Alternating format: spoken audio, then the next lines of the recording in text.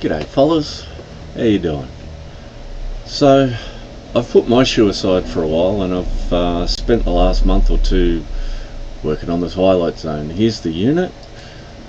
It's kind of hard to really show you guys this because it's just spaghetti, quite frankly. Here's the last. One of the interesting things that I had to do was the last is built with this curve up here, but the unit I've made flat. As you can see here, the profile should be, the finished profile should have this toe spring in it, but to actually print it I want to have a dividing line here and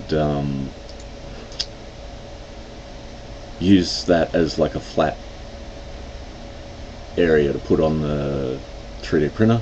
These are all the upper pieces. There's a hell of a lot. There's like 33 pieces in here for the upper, and yeah, these have all been prepared for 3D printing. So they've got windows and labels and edge markers and proper, you know, all the proper stuff. I ended up ditching these little circle markers. We've just got little V's on the corners now. Some of them are a bit small. The problem this pattern has is consistency. See, those edge markers are huge, but that's a piece of elastic, so you kind of want it big because you're going to be marking that with a fat texture. The tongue bit for the full foot pump, made my own little back label thing, bit of a signature. There's a few concepts that I was playing with before I started proper. The finalization of the last was remodeled basically entirely, and here's all the pieces laid out for printing. So yeah, these are all the pieces that I had to print. So left and right soles, that's one print. That's another print. 1, 2, 3, 4, 5, 6, 7, 8. Yeah, there's a lot of prints there, and a lot of these prints took like a day. Like these midsole pieces, they took forever. And then I found out that my printer was wearing out, so you know, I had a lot of failures. So prints that should have taken like a day or something like that, 20 hours, stuff like that, you know, they got halfway through and failed, so I had to restart them again. So pain in the neck, and just sorting a few things out, trying to keep the unit stuff with the unit and the upper stuff with the upper. But yeah, we'll go and try and give you an idea of what these individual model pieces look like. Again, these are assembled for printing on an IDEX, so I've got 2 nozzles, so I can print 2 colors at once, and that succeeded for the outsole and these stay pieces. But yeah, the tongue logo is too small for that detail. Works better with bigger details. There's the last, all laid out left and right, the heel counter, the original form that I printed out, just to check things were on track, all the pieces laid out. So yeah, you're basically looking at 2 or 3 pieces, maybe 4 or 5 here is the most pieces I put in one print. There are a few concepts that I was playing around with before I settled into the Twilight Zone, and yeah, this is more for a 3D printed centric shoe, toying with the idea of leaning more into the 3D printer thing. When I printed the last, I did a manual form, and then I brought the form back in and adjusted the form in here, and I had the pump drawn on there for reference as well, so I can get the heights, and this line here is particularly important because you've got to get your eyelets above this line, and all your closure below it, so that's a bit tricky. So I played around with how I might do the lining. I'm using this inner sleeve thing instead of what Reebok would do, because they're building their pumps in. I want to build my pumps so that they're removable, so I want shorter lining in the quarters, and I'm going to compensate with that with an inner sleeve. Basically the tongue will have that piece of elastic instead of a lining. So yeah, I basically took the manual form, made a mean, and then did a cloth simulation, which I'm having trouble centering the camera on, but this is basically a cloth simulation of how the form will fit, and obviously red is where there's more pressure, more stress on the material. It's not a really perfect simulation, but when you allow for the translation from virtual reality to a real object, I think this will do well. And this is one of my big concerns with this, is the simulation just can't get it down on the last, whereas by hand I can manipulate these faults, and there's, for some reason, the simulation's hooked on the top there. And again, another playing around with just styles and lines, a bit of a shack hybrid. And then we've got into the serious business. Here I've worked out all the layering that we're going to need in the shoe. So I've got lining, then I've got a tool leather piece, and then the upper, and then the foxing, which is the first of the unit. And if you notice, the foxing actually includes the midsole and goes down to the thickness, and that's how I've been really getting the shape of my units nice, by fine-tuning these shells. You can basically you're basically accounting for the thicknesses of materials as you go forward, because it's kind of tricky once you start saying it needs to be an extra 2 millimeters for a heel counter, but here it only needs to be, I don't know, 2 or 3 millimeters. So yeah, I have to think about how to do that, and I winged it. I don't think I've really nailed a solution, but I've sometimes you just gotta roll a hard 6 and guess, and that's what I'm going to do. Again, another concept, back to the Twilight Zone, showing you how I've laid it all out on top of the form. We're using just the mean form now, so that we're going to have a symmetrical pattern, and all the discrepancies will blend out. And so this is basically the master template. If I make a massive mistake, I can come back to these, and I can reproduce what I've done so far. And then from that, you just start copying and mirroring things over. Like here, you can see I've mirrored the things. But this is an alignment of another copy where I've gone further and produced all the pieces ready for printing. So they stop looking nice at this point, and now it just looks like a bunch of lines. And so yeah, for printing efficiency, I've cut a lot of triangles out of everything, just so that we're not printing loads of material that we don't really need. Again, a little bit of a logo, a bit of a signature, this sort of thing to put on the back of the tongue. I'm thinking I'll just print that out. In theory, I could probably get a local business to like embroider something like that relatively cheap. I haven't really looked into that, but yeah, I'm overlooking the other thing which I can't do, which is embroider logos on the side. So I'm not going to brand this with the Reebok logo on the side or on the tongue, just to make the sample simple. Yeah, but you can see this is just a rat's nest of geometry. It's hard to work on, it's hard to show you guys, it's hard to organize, it's hard to modify, and once you've got it, you sort of just go through it procedurally and slice out all these pieces and try to make sure your geometry is not too rubbish. Really hard part was putting this step in the outer sole so that the tread can sort of step in. The first time I've done these sort of herringbone treads as an insert like this, I didn't put any sort of step, and yeah, gluing them together would just be a nightmare. But printing them together, yeah, really nice.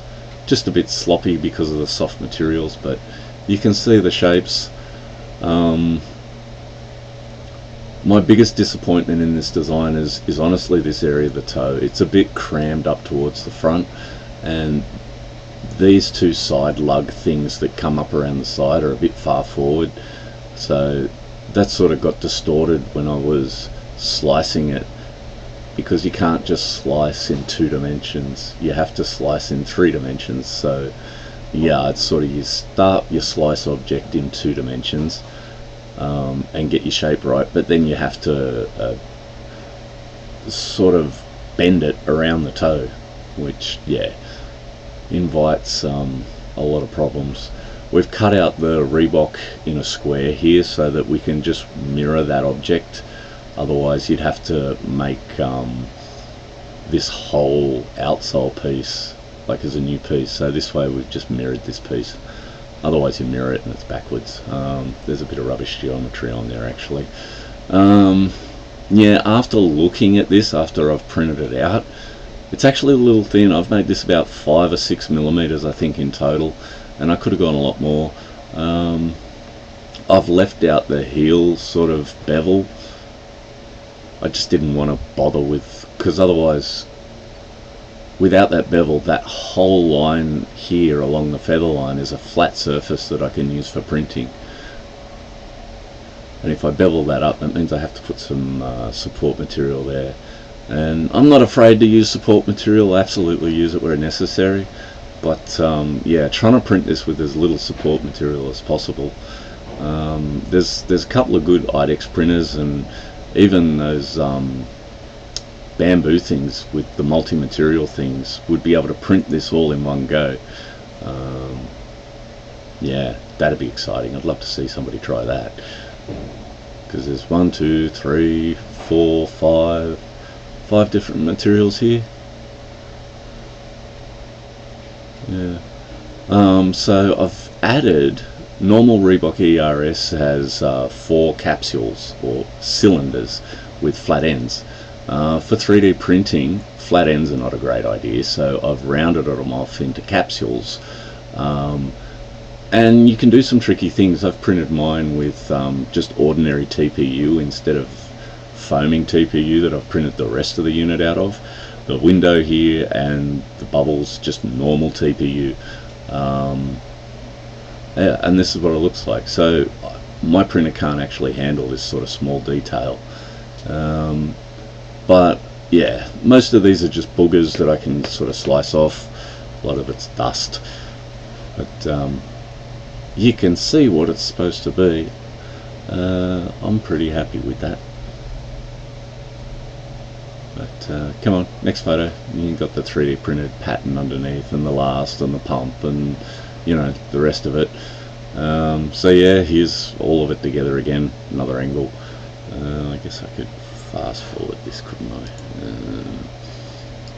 Faster, because this is just going to sit here for a minute.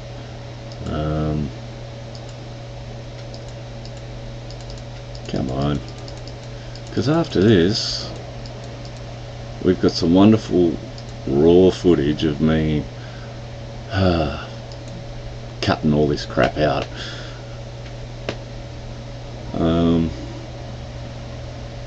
And again, I'm way out of practice when it comes to cutting leather. I'm not as strong in the hands as I used to be. You can see my left hand shake a lot holding these patterns down. You can see things slip a little bit here and there, but whatever.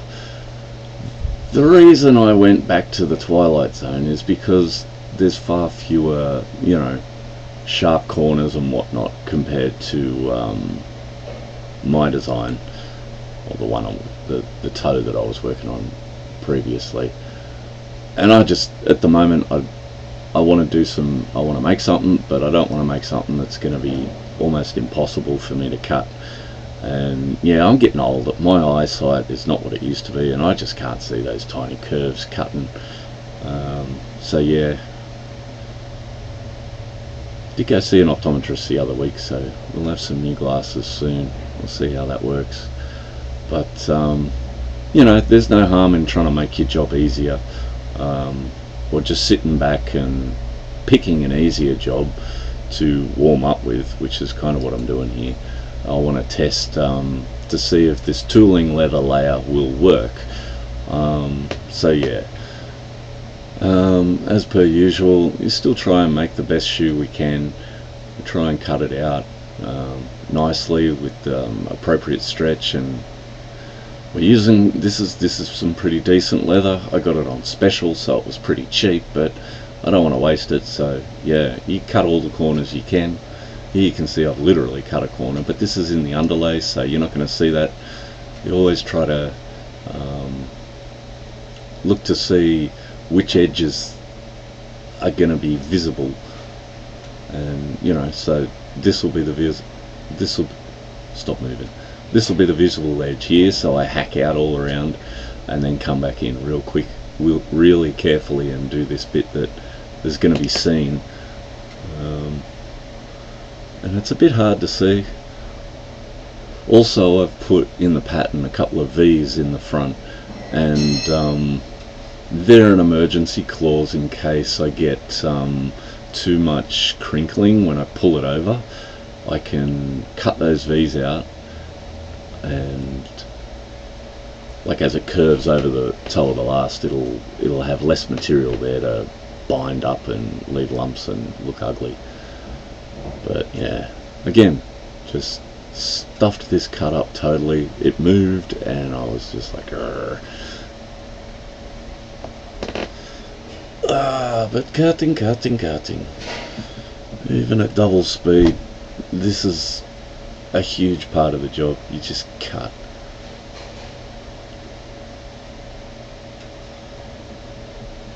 And cut. And cut. And try not to mix up your pieces. But yeah, I don't know.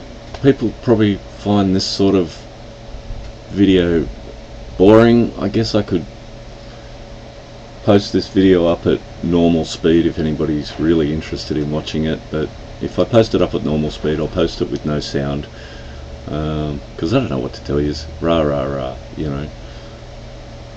winter's over, fellas. It's starting to heat up, which means I'm going to have to stop printing soon, which is not good. Buy me a coffee.